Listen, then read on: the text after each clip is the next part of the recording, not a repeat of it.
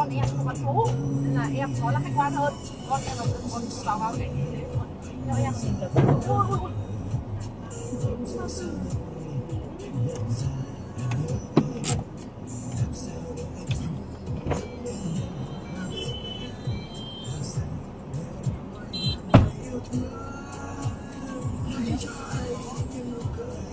Nào ông phải ông bạn. Ơ, cái chú này nhìn quen đấy nhỉ?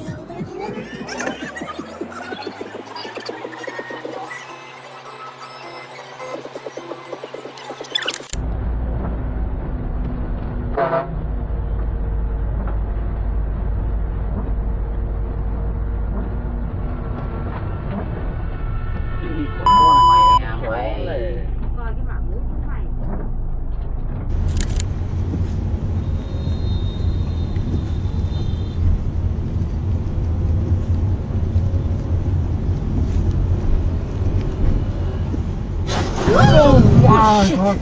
Oh man.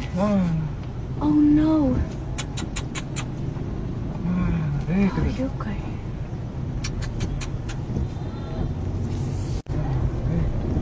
Sure.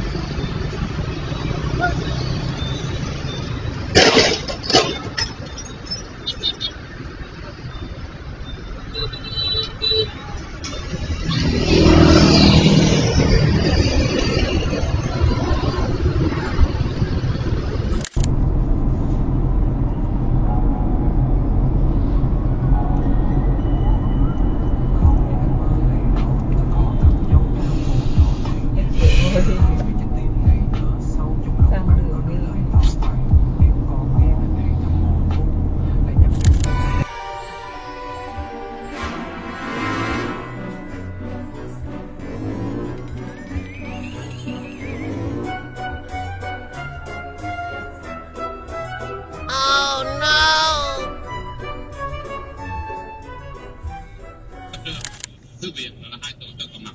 Thứ hai đi chợ mua thức ăn, tuần tôi đi chợ lần 2 lần. Và thứ ba là ở phòng tôi đi tìm tôi 3 chỗ đó sẽ nằm gọn chỗ. Tôi không đi đâu hết. Trong thời gian đó tôi đi đâu. Nhưng mà là hôm đó là bởi vì nhiều anh em họ nói động viên là thường toàn nữa tôi đi một lần có gì để mà đề nghị là chuyện với vấn đề thứ tôi đi lên.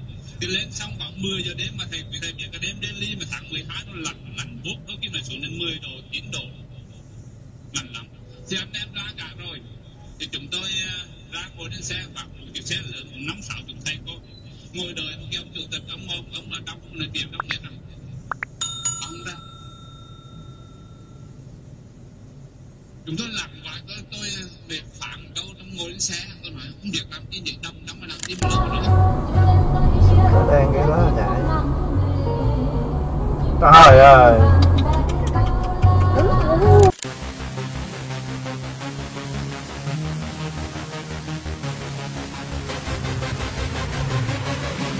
Yeah.